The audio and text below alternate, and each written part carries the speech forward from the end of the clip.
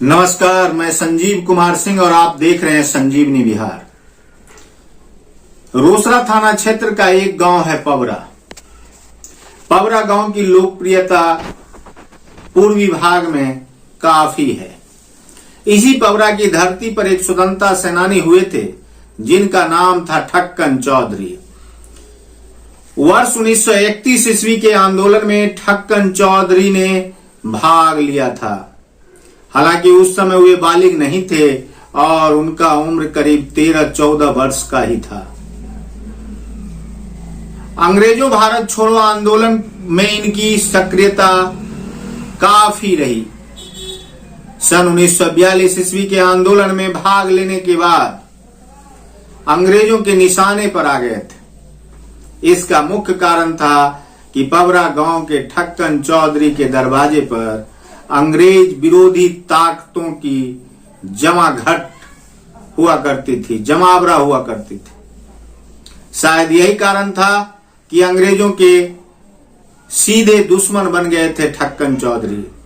अंग्रेजों को लग रहा था कि ठक्कन चौधरी पवरा गांव से अंग्रेज के खिलाफ आंदोलन की सक्रियता को लेकर बार बार रणनीति तैयार करते हैं। यही कारण था कि 1942 के आंदोलन के समय ही ठक्कन चौधरी को गिरफ्तार करने के लिए अंग्रेजी फौज पवरा गांव को चारों तरफ से घेर लिया था। लेकिन यह संजोग रहा था कि उस दिन ठक्कन चौधरी गांव में नहीं थे और वे फरार बताए गए थे। काफी दिनों तक वे गांव नहीं लौटे और जब गांव लौटे तो एक बार फिर से आंदोलन की रूपरेखा तैयार होने लगी। सन 1947 ईस्वी में जब भारत आजाद हुआ तो ठक्कन चौधरी के पूर्व के किए गए कार्यों को गति मिली और ठक्कन चौधरी को थाना स्तर से लेकर जिला कांग्रेस कमेटी तक में कार्य समिति मेंबर की भूमिका निभाने की जिम्मेवारी मिल गई।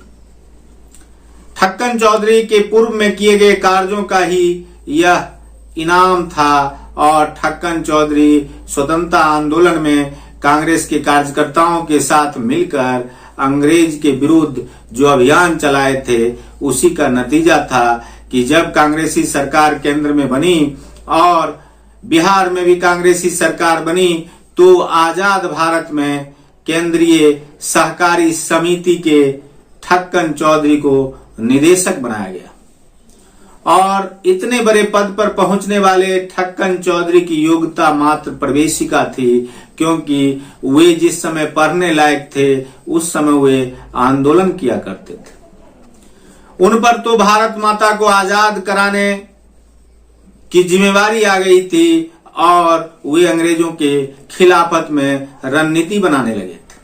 रोसड़ा क्षेत्र के विभिन्न गांवों में आंदोलनकारियों के जमावड़े में ठक्कन चौधरी भी शामिल हुआ करते थे और बाद के दिनों में उनके सादगीपूर्ण जीवन के कारण ही क्षेत्र में आजाद भारत में जितनी भी संस्थाएं निर्माण हुई रोसड़ा क्षेत्र में उसमें ठक्कन चौधरी को लोग बुलाया करते थे।